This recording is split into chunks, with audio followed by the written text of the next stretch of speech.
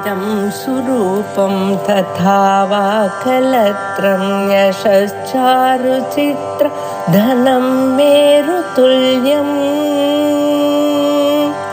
मनश्चेन लग्नं गुरोरङ्घ्रिपद्मे ततः किं ततः किं ततः किं ततः किम्.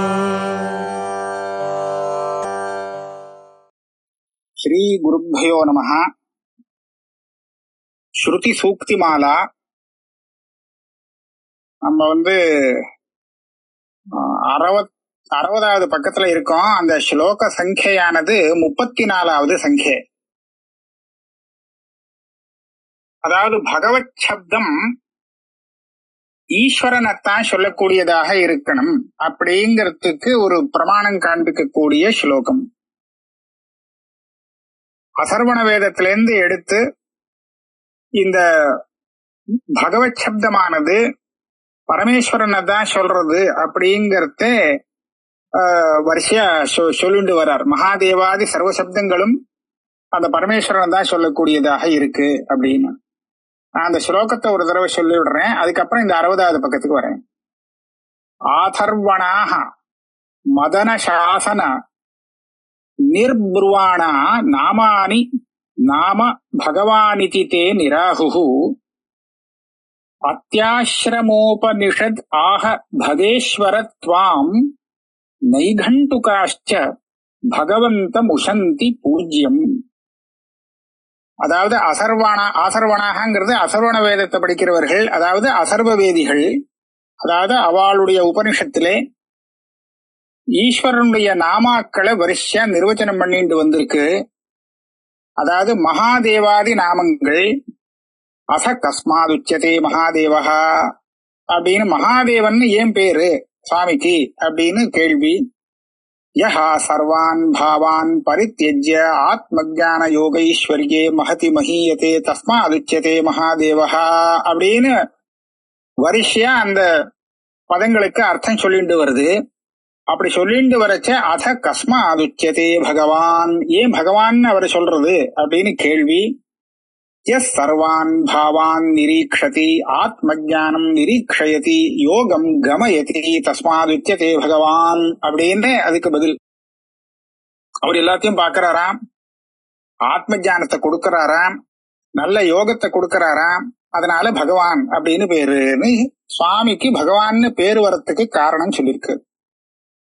அதே மாதிரி அத்தியாஸ்ரமோபனிஷத் ஆக பகேஸ்வரத்வாம் அப்படின்னு இருக்கு. அது என்னது அப்படின்னு கேட்டா, அத்தியாஸ்ரமிபிய பரமம் பவித்ரம் புரோவாச்ச சம்யக்கு ரிஷி சங்க ஜுஷ்டம் அப்படின்னு இதுல வருது. இதுல ஸ்வேதாஸ்வதர உபனிஷத்துல அங்கே அத்தியாஸ்ரம அதிகாரிணம் பிரதி வச்சனாத் அத்தியாஸ்ரமோபனிஷன் நாமதேயா. இந்த அத்தியாசிரமிபியங்கிற ஒரு பதம் வந்ததுனாலே அதிசயம்னா உயர்ந்த ஆசிரமம், அந்த ஆசிரமத்தை அத்தியாசிரமின்னு சொன்னதுனாலே இந்த உபனிஷத்து இந்த அத்தியாசிரம உபனிஷத்துன்னு சொல்லப்பட்டிருக்கு. இங்கே மந்திரோபனிஷத்து அங்கேயும் ஒன்னதான் பகவான்னு சொல்லிருக்கு. நைகண்டுகாஷ்ச பகவந்தம் பூஜ்யமுஷந்தின்னு இருக்கு.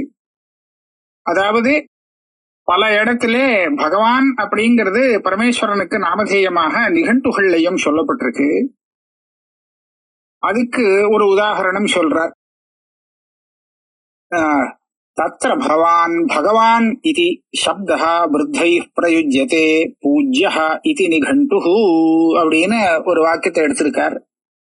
அதுக்கு அப்புறம் தான் நம்ம இந்த இது வருது. நமஸ்தே அஸ்து பகவதः அதீஹி பகவோ பிரம்மா இத்தியாதி ஸ்ருதிஷ்வபி பகவத் சப்தः பூஜ்யே பிரயுஜ்யதே. இப்ப நமஸ்தே அஸ்து பகவதஹான்னு இருக்கு, நமஸ்தே அஸ்து பகவஹ அப்படியும் வருது. அதீஹி பகவோ பிரம்மேத்தின்னு உபனிஷத்துல வருது. இதெல்லாம் இந்த பகவத் சப்தத்துக்கு பிரயோகம் பண்ணிருக்கே, இது பூஜ்யர், அதாவது பூஜைக்கு உரியவர் அப்படிங்கிற உயர்ந்த ஒரு மதிப்புக்கு உடையவர்ங்கிற அர்த்தத்துல வந்திருக்கு. தத்திதாந்த பிரதிரூபக பகவத் சப்தः யத்யபி ஸ்ருதிஷு நிகண்டுஷு ச பூஜ்ய மாத்திரே பிரயுஜ்யதே. இந்த பகவான் சொன்னா பகசப்தத்துக்கு மேல ஒரு மது பிரத்தியம் வச்சு அதனால இந்த மதுபந்தம் மாதிரி தெரியறது. ஆனா இது அந்த மாதிரி எடுத்துக்கணுங்கிறது அவசியம் இல்ல. தத்திதாந்த பிரதிரூபகம் வியாக்கரணத்துல இத பிரதிரூபகம்னு சொல்லுவா. அத மாதிரி தெரியறது, ஆனா அதுவே இல்ல. இது ஒரு அவ்யுத்பன்ன சப்தம். பார்க்கறதுக்கு அது ஒரு சுபந்தம் மாதிரி இருக்கும், ஆனா சுபந்த பிரதிரூபகம்னு சொல்லுவா. அஸ்தி க்ஷீரா அப்படின்னு பிரயோகம் பண்ணுவா. அந்த இடத்துல அஸ்தின்னு சொன்னா ஏதோ திகந்த பதம் மாதிரி தெரியறது, ஆனா அப்படி இல்லை, அஸ்தின்னு ஒரு அவ்வியம்.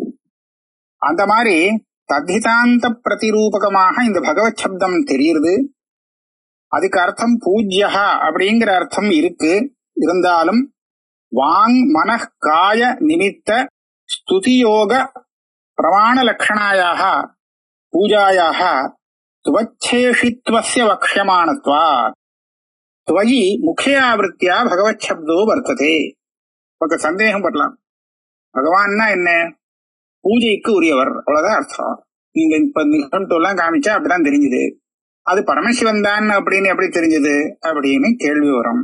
இதே கேள்வியை இங்க கேட்டு பதில் சொல்றார். ஆமா, பூஜைக்கு தகுந்தவர் யாரு அப்படின்னு கேட்டா, வாக்குனாலையும் மனசுனாலையும் காயத்தினாலையும் ஸ்தோத்திரங்கள்லாம் பண்ணி அதனால பண்ணக்கூடிய பூஜையானது எந்த பூஜையா இருந்தாலும் அதுக்கு சேஷியாக இருப்பவர் நீதான் அப்படின்னு சொன்னதுனாலே, மேல்கொண்டு ஸ்லோகத்திலே அதை சொல்றதுனாலே பூஜ்யனாக இருக்கிறவர் பரமேஸ்வரன் தான் அப்படின்னு சித்தமாறுது சொல்றார். முக்கிய விருத்தியா பகவத் சப்தம் பரமேஸ்வரனைத்தான் சொல்லக்கூடியதாக இருக்கும். அந்நத்திர துவசன்னிகர்ஷவசாத் வர்த்ததே இது ஹிருதயம். அப்ப மத்த இடத்துலயும் பகவான் பிரயோகம் இருக்கே, பரமேஸ்வரனை மாத்திரம் தான் பகவான் சொல்றான்னு இல்ல, இன்னும் மத்த இடத்துலயும் பகவத் சப்த பிரயோகம் இருக்கேன்னு கேட்டா அமுக்கிய விருத்தியா, அதாவது துவத் சன்னிகர்ஷவசாத் உன்னோடு சம்பந்தம் இருக்கிறதுனாலே லக்ஷணையா அந்த பகவத் சப்த பிரயோகம் ஏற்படுறது. கங்கா சப்தம் கங்கா நதியை சொல்லும் போது முக்கிய விருத்தி, ஆனா கங்கா தீரத்தை சொல்லும் சில இடத்துல கங்காயாம் கோஷகா கங்காயாம் கிரகம் அப்படின்லாம் சொன்னா கங்கா தீரத்திலேயே பக்கத்திலே இருக்குன்னு. அப்ப அந்த இடத்துல முக்கியார்த்தத்தோடு ஒரு சன்னிகர்ஷம் சமீபத்துல இருக்குங்கிற காரணத்தினாலே அந்த கங்கா சப்தத்துக்கு பிரயோகம் ஏற்படுறது. ஆக அது முக்கியார்த்தம் இல்லை. அந்த மாதிரி பாக்கறச்சே பகவத் சப்தத்துக்கு முக்கியார்த்தம் பரமேஸ்வரன் தான். அந்த பரமேஸ்வரனுக்கு நெருங்கினதாக இருக்கிற காரணத்தினாலே மற்ற தேவதைகள் விஷயத்திலும் இந்த பகவத் சப்தத்துக்கு பிரயோகம் ஏற்படுறது. இதுதான் சொல்றாரு, அந்நத்திர துவத்சன்னிகர்ஷவசாத் வர்த்ததே இது ஹிருதயம்.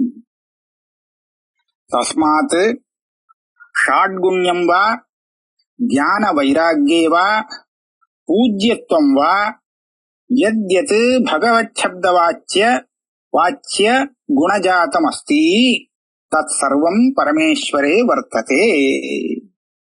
அதாவது ஷண்ணாம் பக இதீரணான்னு ஸ்லோகத்தினாலே இந்த ஐஸ்வர்யசிய சமக்ரசிய சம்பூர்ணமான ஐஸ்வர்யம் இத்தியாதி 6 குணங்களை சொல்லி, 6 குணங்கள் யாரிடத்துல நித்தியமாக இருக்கோ அவர்தான் பகவான் அப்படின்னு சொன்னாலும் சரி, அல்லது ஞானம் வைராக்கியம் இது ரெண்டும் யாரிடத்துல இருக்கோ அவர்தான் பகவான் அப்படின்னு சொன்னாலும் சரி, யாரு பூஜைக்கு உரியவரா இருக்காரோ அவர்னு சொன்னாலும் சரி, எப்படி அர்த்தம் சொன்னாலும் சரி, இந்த பகவத் சப்த வாச்சியமான குணங்கள் எல்லாமே பரமேஸ்வரனிடத்துல இருக்கு.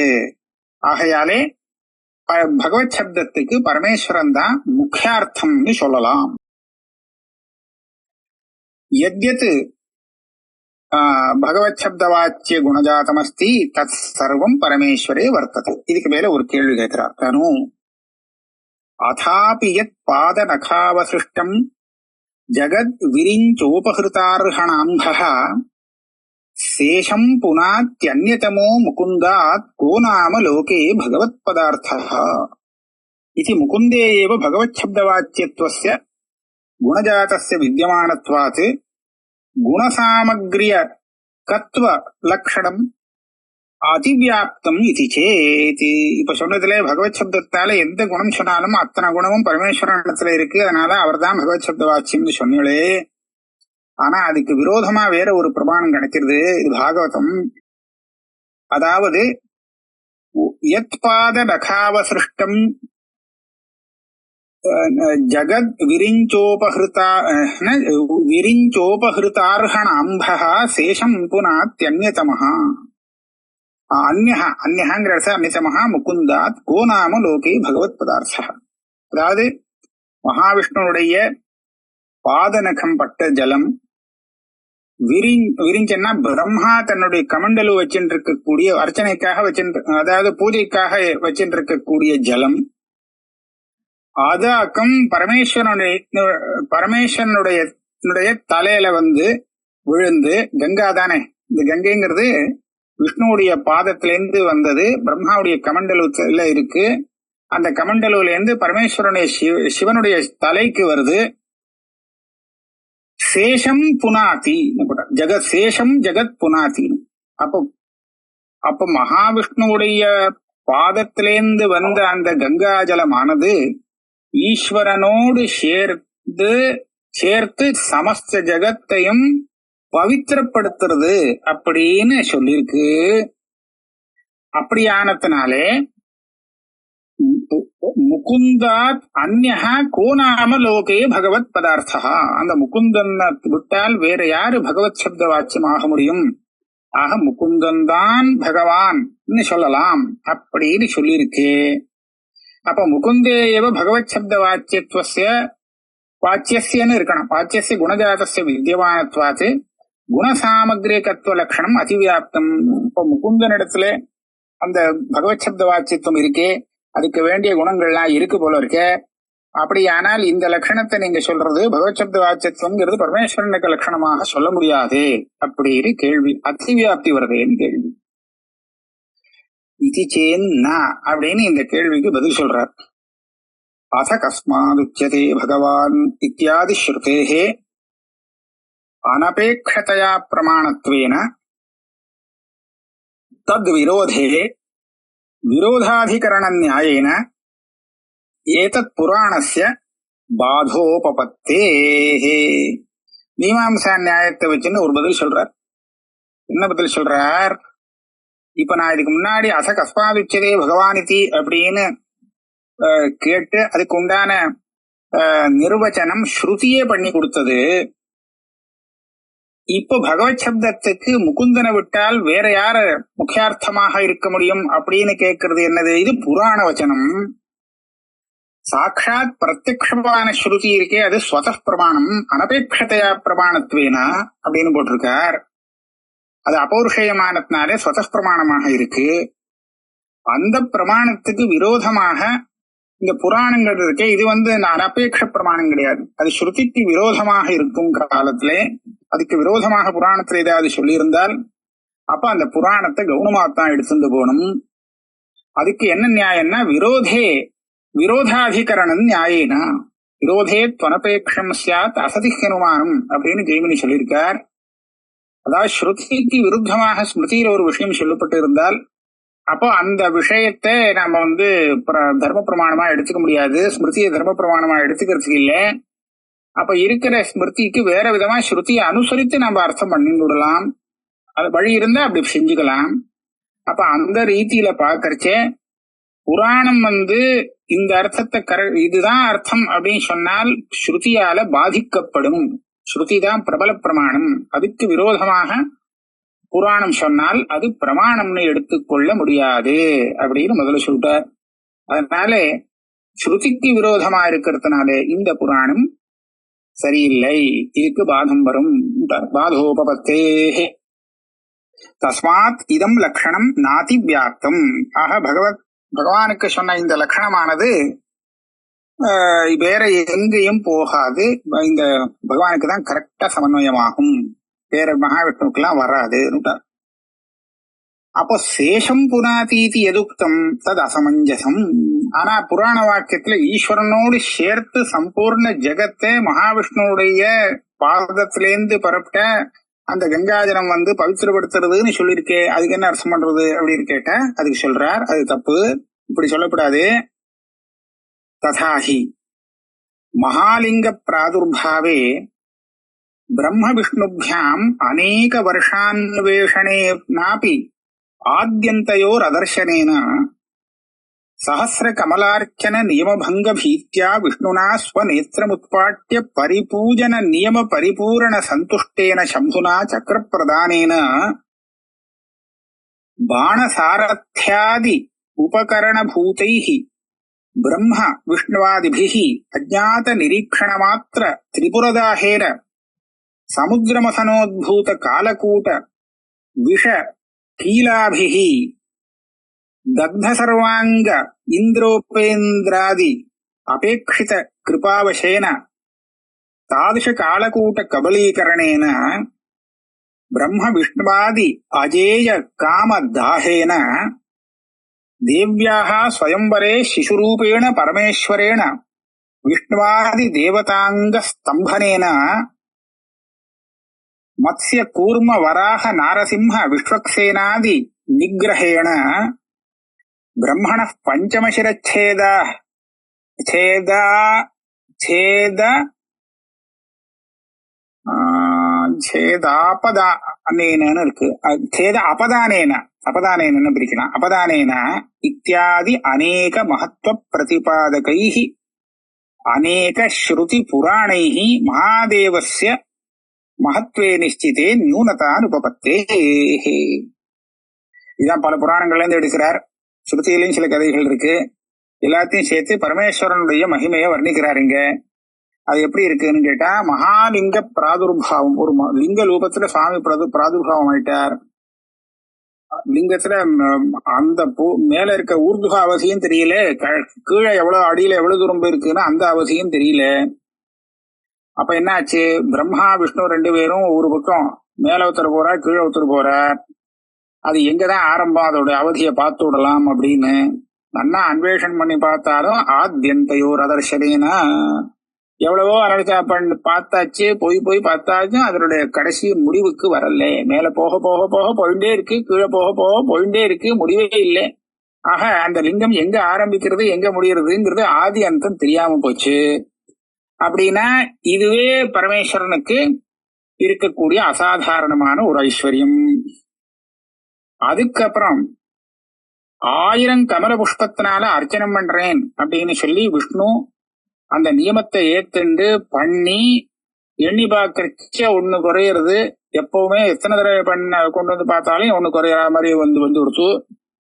அப்ப என்ன பண்ணினார், சஹஸ்ர கமலத்தால அர்ச்சனம் பண்றதாக ஒரு நியமம் பண்ணினத்துக்கு பங்கம் வராம இருக்கிறதுக்காக தன்னுடைய கண்ணையே அவர் புண்டரீகாட்சரோலியோ அந்த கண்ணையே கமல புஷ்ப ஸ்தானத்துல சமர்ப்பணம் பண்ணினார் அப்படின்னு கதை இருக்கு. அதனால நியமத்தை ஸ்வநேத்திரமுத்பாட்டிய பரிபூஜன நியம பரிபூரணேன அதை பரிபூரணம் பண்ணினார். அப்படி பரிபூரணம் பண்ணி அவரிடத்துல சந்தோஷப்பட்டு சம்புவானவர் பரமேஸ்வரன் என்ன விஷ்ணுவுக்கு சக்கர பிரதானம் சுதர்சன சக்கரத்தை கொடுத்தார் அப்படின்னு வரதுனால விஷ்ணு இவர் அவருக்கு வரம் கொடுக்கக்கூடிய ஸ்தானத்துல இருக்கார், அவரோட பெரியவர்னு தெரிகிறது. அப்புறம் பாண சாரத்யாதி உபகரண பூதைர்ஹி பிரம்ம விஷ்ணுவாதிபிஹி அஜ்ஞாத நிரீக்ஷண மாத்திர திரிபுர தாகேன, இது ஒண்ணு திரிபுர சம்ஹாரம் பண்ணினார். திரிபுர சம்ஹாரம் பண்ணும் போது அந்த சுவாமிக்கு பானமாக இவர் மகாவிஷ்ணுவானார். இப்படி எல்லாம் வரிசையா வர்ணிச்சிருக்கு. சக்ரி நாடீகாசனம் ஈஸ்வரஹ சிகரிணாம் தத் கந்தரோத்தாயினா வேதாக கந்தர்வாக அப்படின்னு ஒரு ஸ்லோகம் இருக்கு. அதாவது பர்வதராஜன் சுமேரு பர்வத்தம் ஒரு வில்லாகவும் அந்த திரிபுர சம்ஹார காலத்திலே அந்த பரமேஸ்வரனுக்கு ஒரு வில்லாக தனுஷாக வந்தார். அந்த வேதங்கள் நாளும் ரதத்துல பூட்டக்கூடிய குதிரைகளாக வந்தது. கந்தர்வாக புனரேதத்வச்சரித்தே சக்ரி ததுத்தாரகவா சக்கரே சக்கரே சக்கரே, அதாவது சூரியனும் சந்திரமும் ரசத்துக்கு சக்கரமாக வந்தால் சக்கரத்தை தாரணம் பண்ணிட்டு இருக்கக்கூடிய சக்கரதாரியான நாராயணன் பானமாக வந்தார் இப்படின்னு வர்ணிச்சிருக்கு. இந்த மாதிரி ஒரு விஷயம் வர்ணிச்சிருக்கு. அப்ப இந்த ரீதியில மகாவிஷ்ணு அவருக்கு பானமாகவும் வேற சாரதியாக இன்னொருத்தரும் இப்படி எல்லாம் பல உபகரணங்களாக பிரம்மா விஷ்ணு இவாள்லாம் வந்ததுனாலே அவளை உபகரணமாக வச்சுண்டு பிரதானமாக இருந்து சுவாமி திரிபுரதா சம்ஹாரம் பண்றாருன்னு வருது. அப்ப இந்த ஐஸ்வர்யத்தினாலையும் இவருக்குதான் அந்த பகவத்வம் இருக்குங்கிறது தெரியுது. சமுத்திரமதன காலத்துல இந்த பார்க்கடல அமிர்தத்துக்காக கடைய போய் அது கடையும் போது முதல்ல ஆரம்பத்துல காலகூட்ட விஷம் வந்துடுத்து. அதுலேருந்து வந்த கீழம்னா ஜுவாலைகள், அந்த விஷம் அவ்வளவு உஷ்ணமானது. அதுல இருந்து வந்த அந்த நெருப்பு ஜுவாலைகள்னால தக்த சர்வாங்கமா போயிட்டா. இந்திரன் உபேந்திரன் எல்லாரும் அப்படி போயிட்டா. உடம்பெல்லாம் நெருப்பு பட்டு எரிஞ்சு போச்சு. அப்பேற்பட்ட சமயத்துல சுவாமி அபேட்சித கிருபா அவசேனா இவருக்கு அவ மேல அனுகிரகம் பண்ணி அந்த கிருபையா தாதிருஷ காலக்கூட்ட கபலீகரணேனா அந்த ஹாலாஹல விஷயத்தை இவர் கபலீகரணம் பண்ணி அவளெல்லாம் சமரட்சித்தார்னு இருக்கு. பிரம்மா விஷ்ணு இவாளாலெல்லாம் ஜெயிக்க முடியாத அந்த காமனை இவர் தகனம் பண்ணி ஜெயிச்சு விட்டார்னு அது வேற இருக்கு. இது ஒரு குணம். தேவ்யாக ஸ்வயம்பரே சிசுரூபேண பரமேஸ்வரேன விஷ்ணுவாதி தேவதாங்க ஸ்தம்பனேன இது ஏதோ ஒரு ஐஸ்வர்யத்தை வர்ணிக்கிறார். தேவியுடைய ஸ்வயம்பரத்திலே சிசுரூபமாக பரமேஸ்வரன் அங்க வந்திருந்த விஷ்ணுவாதி தேவர்களுடைய அங்கத்தை ஸ்தம்பிக்கும்படியாக செஞ்சு விட்டாராம். அதாவது அங்கம் வேலை செய்யல, அந்த மாதிரி பண்ணிட்டார். அப்புறம் மத்ய கூர்ம வராக நாரசிம்ம விஸ்வக்சேனாதி இத்தனை அவதாரங்கள்ல அது உக்ரமா போகும்போது அதை நிகிரகம் பண்ணினாராம். பிரம்மாவுக்கு 5 சிரஸ் இருந்தது, அப்புறம்தான் 4 சிரசு. இவர் ஒரு சிரஸ கிள்ளி எடுத்து விட்டார். அந்த காரியம் பண்ணினத்தினாலே பஞ்சம சிரச்சேத அபதானேன, அதாவது 5 சிரசு இருந்தது. ஆனா அந்த பிரம்மா தன்னுடைய புத்திரியையே விவாகம் பண்ணிண்டார் அப்படின்னு வருது. அது தப்பு. அந்த தப்பான காரியத்துக்கு தண்டனையாக அவருடைய அந்த ஒரு சிரச சேதம் பண்ணினதாக சுவாமி பண்ணார்னு இந்த மாதிரி கதைகள் இருக்கு. அபதானம் அப்படிங்கிறது என்ன அர்த்தம்னா, அபதானம் கர்மவிருத்தம், அவருடைய ஏற்கனவே செய்த காரியங்கள் இருக்கே அதுதான் அவருடைய அபதானம். இந்த மாதிரிலாம் அவர் பண்ணியிருக்கிறதுனாலே அநேக மகத்துவ பிரதிபாதகைஹி, இந்த மாதிரி பெரிய பெரிய மகத்துவத்தை ஈஸ்வரனுக்கு சொல்லக்கூடிய பல ஸ்ருதிகள் புராணங்கள் எல்லாம் இருக்கு. அப்ப இதனால மகாதேவஸ்ய மகத்வே நிச்சயத்தே, பரமேஸ்வரன் தான் எல்லாரையும் உடைய பெரியவர் அப்படிங்கிற அந்த மகத்துவம் நிச்சயம் ஆயிடுறது. அப்ப அவரை நியூனமாக காமிக்கிறதுங்கிறது சம்பவிக்காது. நியூனதான் உபபத்தேகே. அப்ப என்னதான் பண்ணலான்னு சேஷன் ஜெகத் புனாத்தின்னு சொல்லிட்டாரேன்னு இதை பேசாம விட்டுவிடலாங்கிறார். தியஜேதேகம் குலஸ்யார்த்தே கிராமஸ்யார்த்தே குலம் தியஜேத், கிராமம் ஜனபதஸ்யார்த்தே ஹ்யாத்மார்த்தே பிருத்திவீம் தியஜேத் இதி நியாயேன அநேக ஸ்ருதி புராண விரோதாத் சிவஸ்ய விஷ்ணுபாதோதக தாரண பிரதிபாதகம் அப்பிரமாணம். இப்படி வச்சு விடலாங்கிறார். ஒரு நியாயம் என்னன்னா, ஒரு குலத்தை காப்பாத்தணும் அப்படின்னு சொன்னா அந்த குலத்துல ஒருத்தனை தியாகம் பண்ணியாவது அந்த குலத்தை காப்பாத்திடணும். அத்தனை குலம் வீணா போறதுக்கு காட்டிலும் ஒருத்தனை வெளியில தள்ளி விட்டோம்னா தியாகம் பண்ணோம்னா குலத்தை சம்ரட்சிக்கலாம் அப்படின்னு இருந்தால் அப்ப ஒருத்தனை தியாகம் பண்ணிடுறது குலத்தை காப்பாற்ற வேண்டியது. இது தியஜேதேகம் குலஸ்யார்த்தே. கிராமஸ்யார்த்தே குலத்தியஜே. ஒரு கிராமம்னா அதுல ஏகப்பட்ட குலங்கள் இருக்கும். அந்த குலங்கள்ல கிராமத்தை சம்ரட்சணம் பண்றதுக்காக ஒரு குலத்தையே தியாகம் பண்ணலாம், தப்பு கிடையாது. கிராமம் ஜனபதஸ்யார்த்தே, பல கிராமங்கள் இருக்கிற அளவுக்கு அவ்வளவு ஜனங்கள் இருக்கக்கூடிய இடம் ஜனபதம்ங்கிறது. ஒரு கிராமத்தை தியாகம் பண்ணினாதான் ஜனபதத்தை காப்பாற்ற முடியும்னு இருந்தால் அப்ப கிராமத்தை தியாகம் பண்ணிடலாம் ஜனபதத்துக்காக. அதே மாதிரி கடைசியில ஒண்ணு இருக்கு, ஆத்மார்த்தே பிருத்திவியின் திஜேத், தன்னை காப்பாத்திக்கிறதுக்காக பிருத்திவியை எதவனாலும் தியாகம் பண்ணலாம்னு இருக்கு. அப்ப இந்த ரீதியில பாக்குறச்சே பெரிச காப்பாத்துறதுக்கு சின்னதை தியாகம் பண்ணலாம்னு கிடைக்கிறது. ஒரு அல்பத்தை தியாகம் பண்றது தப்பு கிடையாது. அந்த ரீதியில அநேக ஸ்ருதி புராணங்களுக்கு விருத்தமாக இந்த விஷ்ணு பாதோதக தாரணம் எல்லாம் இங்க சேஷம் புனாத்தி எல்லாம் சொல்லியிருக்கு. அந்த வச்சனமானது பல புராண ஸ்ருதிகளுக்கு விரோதமாக இருக்கிற காரணத்தினாலே அது பிரமாணம் இல்லை அப்படின்னு விட்டுவிடலாம், அப்பிரமாணம் அப்படின்னு சொன்னார். அல்லது கிருஷ்ணஸ்ய ஸ்துதி பரம், கிருஷ்ணஸ்ய நாரதாதி பாதோதக தாரணாதிவத்து விஷ்ணு ஸ்துதி பரம் வா, இப்படியாவது சொல்லலாம். கிருஷ்ணாவதாரத்துல அவர் நாரதருக்கு கால லம்பி அந்த ஜலத்தை தலையில தாரணம் பண்ணிக்கிறான்னு இருக்கு. அப்ப கிருஷ்ணர் தானே, அவருடைய பாதோதகம் தான் கங்கை. ஆனா அவரே நாரதருடைய காலை அலம்பி அந்த ஜலத்தை சிரசுல தாரணம் பண்ணிக்கிறா அப்படின்னு இருக்கு. அது எதுக்காக வந்தது? இது ஸ்துதியர்த்தம். அது அவ்வளவு சக்தியாக்கா அவள் பிராமணனுடைய பாதோதகம் அவ்வளவு சக்தி அப்படின்னு காண்பிக்கிறதுக்காக. அந்த மாதிரி விஷ்ணு ஸ்துதி பரம், விஷ்ணுவ ஸ்தோத்திரம் பண்றதுக்கு இந்த மாதிரி சொல்லியிருக்கு. அதுல தாற்பயம் இல்லை, அப்படியாவது வச்சுக்கலாம். யதா கங்கா ஹைமவதி ஜாதா ததா சிரசா திருதா ததாச்ச ராமாயணே சிரசா தாரயிஷ்யாமி சைலராஜசுதாமகம் அப்படின்னு இருக்கு. பவாங்கபதிதம் தோயம் பவித்ரமிதி பஸ்பிருஷு இது ஜன்மாந்தரே கங்காயாக விஷ்ணுபாதோதக பிரசங்க இது எத்கிஞ்சிதேதது. அல்லது இப்படியாவது சொல்லாமாம், ராமாயணத்திலே கங்கைய ஹிமவானிடத்திலேருந்து வந்ததாக சொல்லியிருக்கு. யதா ஹைமவதி ஜாதா, ஹிமவத்திலேருந்து, ஹிமவான்கிறது பர்வதம், ஹிமவத் பர்வதம், அந்த பர்வதத்திலேருந்து இந்த கங்கை எப்போது உண்டானதோ அப்போ அத சிரஸ்ல தாரணம் பண்ணிட்டார் சுவாமி அப்படின்னு ராமாயணத்துல இருக்கு. சிரசா தாரயிஷ்யாமி சைலராஜ சுதாம் அகம் அப்படின்னு ஒரு இடத்துல இருக்கு. நான் சைலராஜ சுதான்னு சொன்னதுனால இந்த ஹிமவான் இடத்துல இருந்து பிறந்தது அப்படின்னு தெரியுது. அங்கதான் முதல்ல உற்பத்தி. பவாங்கபதிதம் தோயம் பவித்ரமிதி பஸ்புருஷு அப்படிங்கிற வச்சனத்தினாலே சுவாமியோட சரீரம் பட்டு அங்கம் பட்டு கீழே வந்ததுனாலே அந்த கங்காஜலம் அதீவ ரொம்ப பவித்திரமானதுன்னு சொல்லி அதுல ஸ்நானம் பண்ணார்.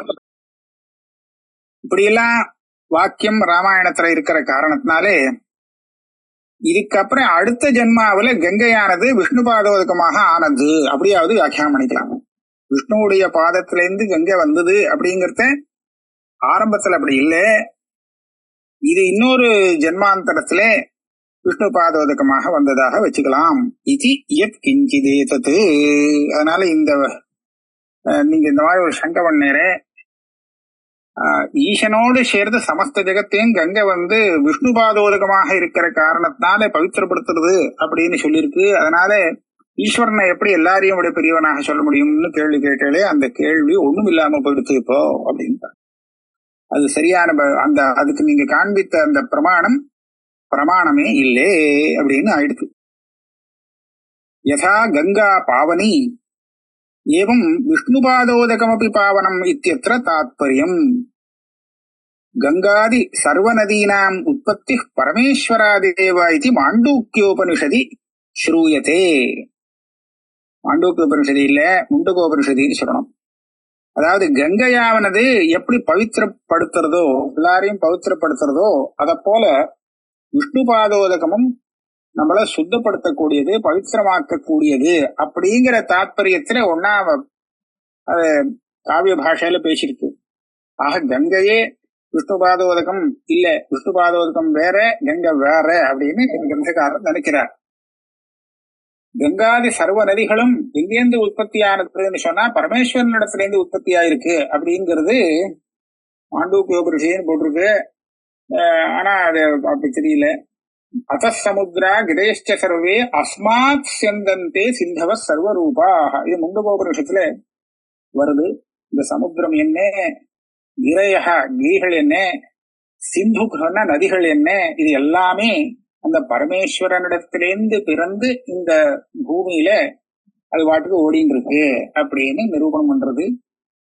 ஆக இது இவரிடத்துல இருந்து வந்ததுதான் இதுன்னு தெரியுது, பரமேஸ்வரன் இடத்துல இருந்து வந்ததுன்னு. மகோபனிஷதி அபி யஸ்மாத் ஜாதா ந பரா இதி புராணேஷ்வபி ஈஸ்வரஸ்ய பிராமண்யத்வாவகமாத். மகோபனிஷத்துல இந்த மாதிரி இருக்கான், யஸ்மாத் ஜாதா ந பரா அப்படி ஏதோ வச்சனம் சொல்ற, பூர்ணமா தெரியல இது என்ன வச்சனம்னு.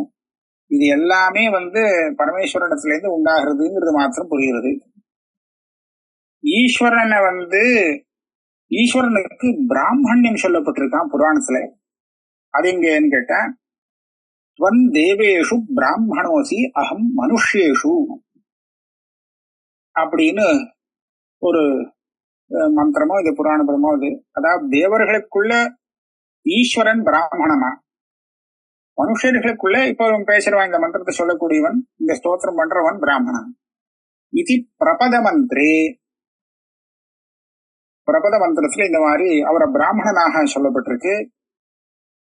திரிவிருத் ஸ்தோம இந்திரஸ்ய பாகோசி விஷ்ணோர் ஆதிபத்தியம் க்ஷத்ரம் ஸ்மிருதம் இது சம்ஹிதாயாம்.